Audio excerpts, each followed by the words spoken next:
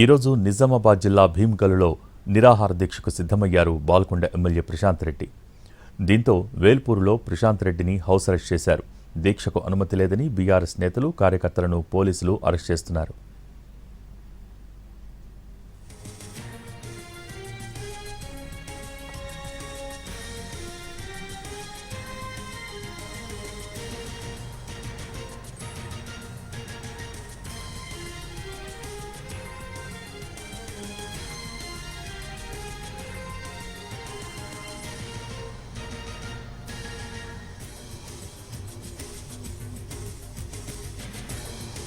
ఈరోజు నిజామాబాద్ జిల్లా భీమ్గల్లో నిరాహార దీక్షకు సిద్ధమయ్యారు బాల్కొండ ఎమ్మెల్యే ప్రశాంత్ రెడ్డి.